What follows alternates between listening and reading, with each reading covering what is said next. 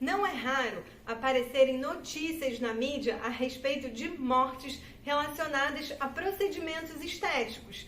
E é claro, o óbito é o pior evento que pode acontecer e ninguém está preparado para isso. Mas o que não te contam são as infecções relacionadas a esses tipos de procedimento que podem acontecer. E eu não estou aqui de jeito nenhum contra ou querendo que você não faça.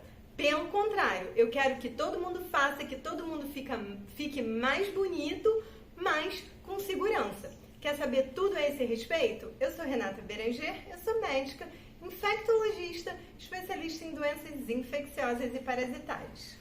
Os procedimentos estéticos, principalmente os preenchimentos faciais, só para dar um exemplo para vocês, toxina botulínica, injeção de ácido hialurônico, injeção de gordura facial, existem vários outros, até o próprio metacrilato, que depois eu vou falar um pouquinho para vocês, são procedimentos que só vêm crescendo na nossa população.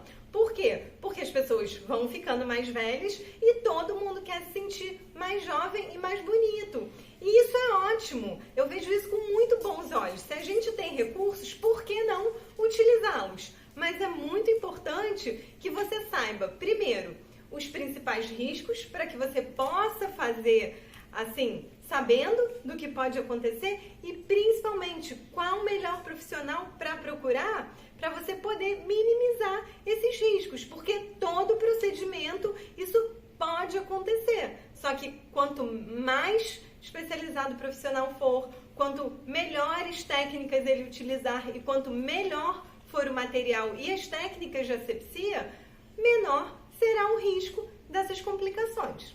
Existem 3 complicações infecciosas que podem acontecer pós esses procedimentos.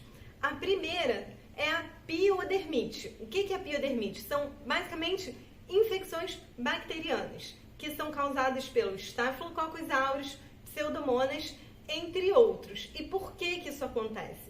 Isso pode acontecer porque o profissional não fez a limpeza correta do local. Então, se ele não passa lá o álcool a 70, se ele não higieniza as mãos, se ele não usa o material todo esterilizado, ao injetar, ele o quê? Ele carrega bactérias e aí imagina, você vai fazer, por exemplo, né, uma injeção de ácido hialurônico para ficar com a maçã do rosto mais proeminente, lá toda linda, e aquilo ali vira uma infecção, vira uma bola de pus, e aí o que isso causa? Cicatriz, inflamação, edema. Então, em vez de você ficar toda linda, você vai ficar toda horrorosa, cheia de pus e até a Vix ficou nervosa aqui com isso, porque é algo que ninguém quer acontecer e é muito simples a prevenção. É só fazer a técnica correta com asepsia e antisepsia adequadas.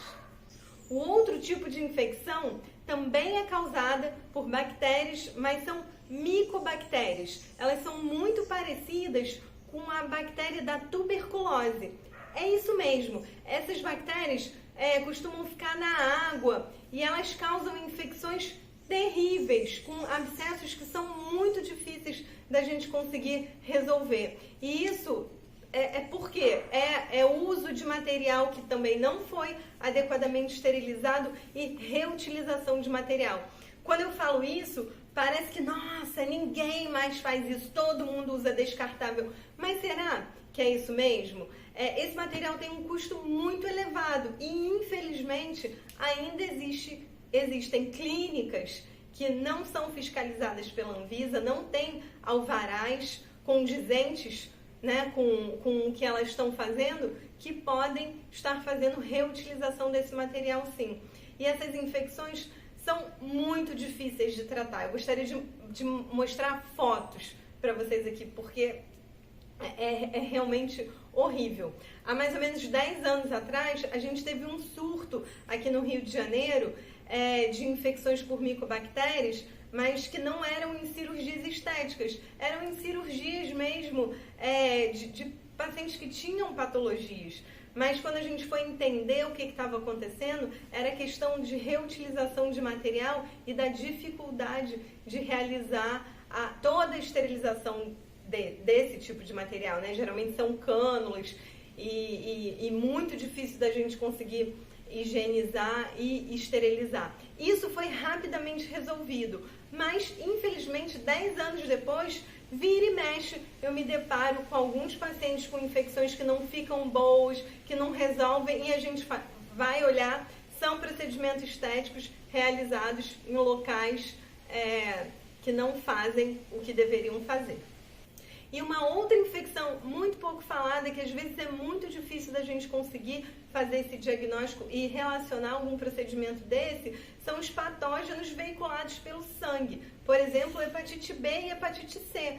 Se você não tem o descarte adequado de material, tanto o profissional que está fazendo o procedimento, quanto você que está sendo submetido ao procedimento, pode se infectar. Por exemplo, se ele não joga as agulhas fora e de alguma maneira reutiliza aquilo.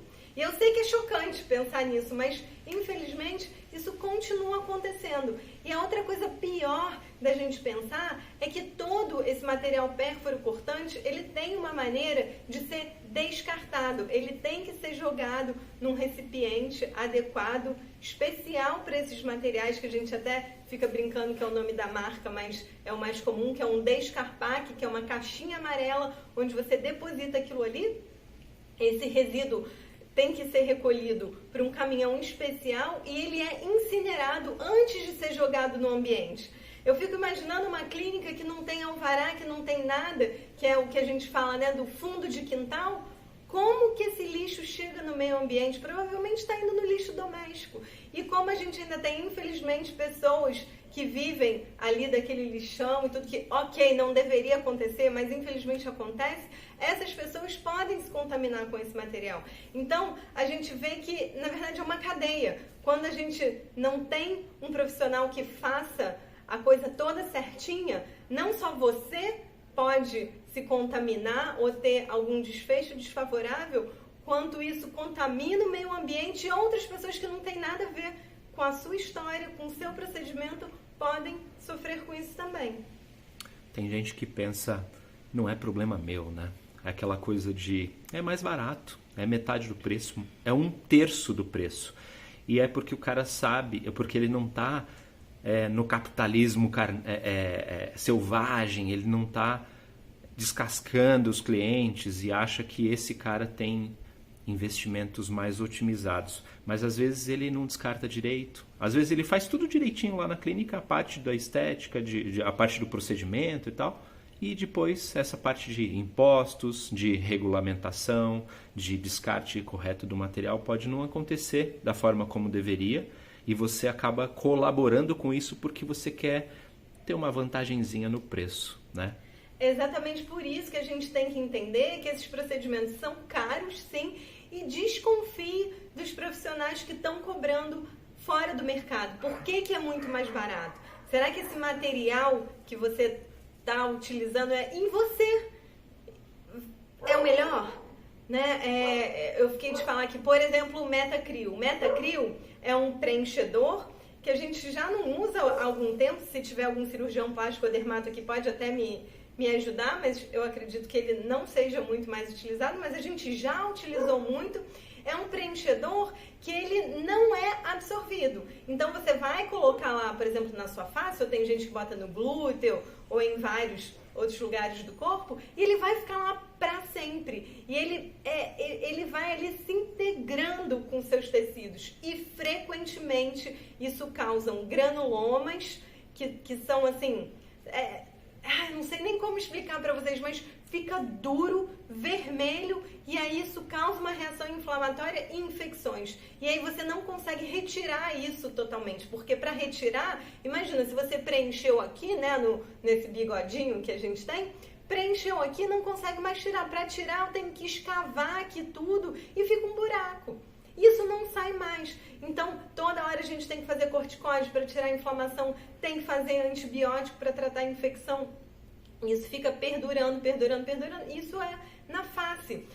Saiu na mídia, né, de uma pessoa que faleceu um pouco depois de ter feito injeção na região glútea, que foi com Metacril também. Imagina que no máximo a gente pode injetar ali 20 ml num paciente. E essa senhora que morreu tinha mais de 500 ml injetado nela. E provavelmente o profissional fez o quê? Pegou algum plano mais profundo ali e deve ter injetado dentro de uma veia. Isso pode causar tromboembolismo. São coisas assim que a gente não imagina. Quem estuda, imagina um cirurgião plástico, fez 6 anos de faculdade de medicina, provavelmente fez residência de cirurgia geral, depois fez residência de cirurgia plástica, fez uma prova, estuda o tempo todo, faz curso de atualização para conseguir saber qual é a melhor maneira de injetar XYZ em você. E aí não, você decide fazer na enfermeira falsa que cobra 1/10 do preço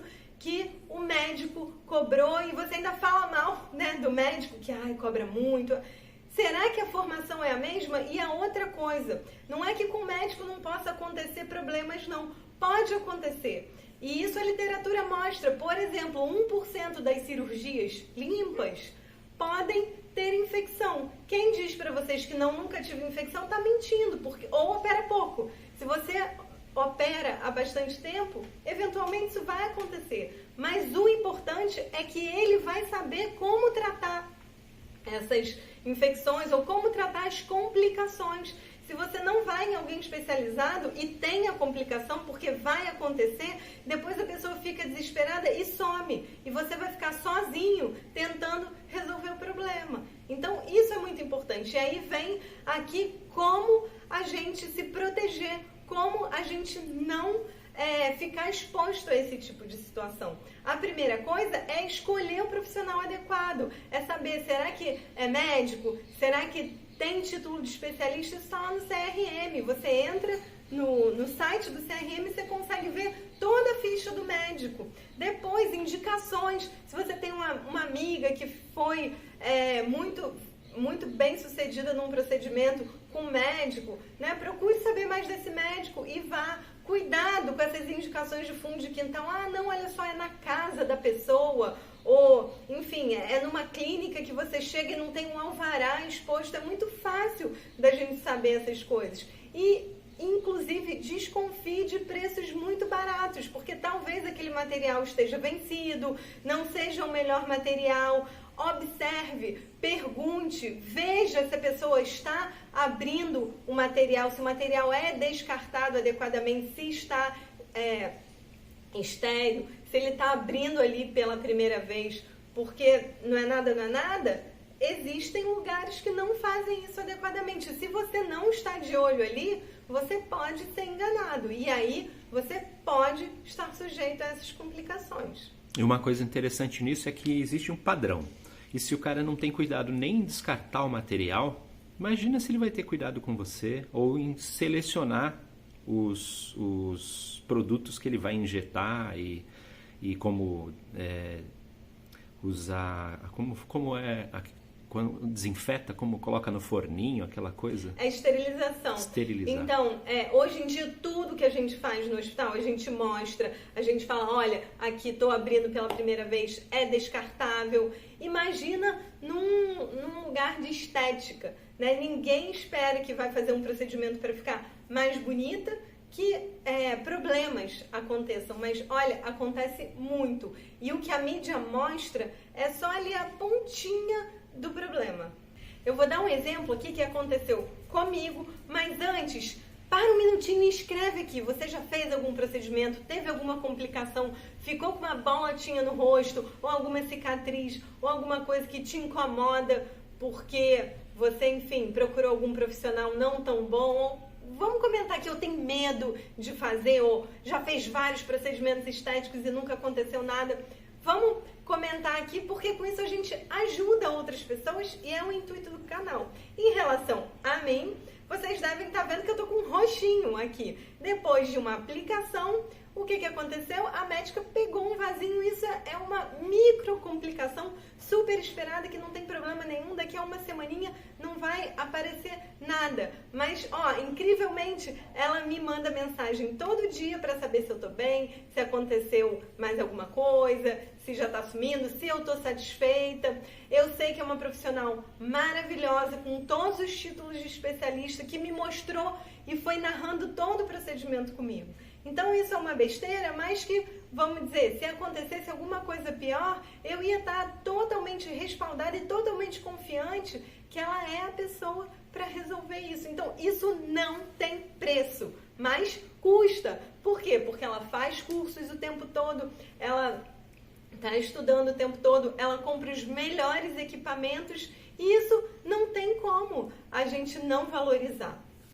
Posso trazer ela aqui para falar com vocês e explicar exatamente como esses procedimentos são feitos, como é que não é, ou a gente pode até gravar um videozinho lá na clínica dela, porque eu farei mais coisas, mas eu preciso que vocês escrevam aqui, vamos trazer a cirurgiã plástica especialista em procedimentos estéticos. Mas escreve aqui e se inscreva no canal para a gente conseguir ajudar o máximo de pessoas possíveis. Obrigada e até a próxima!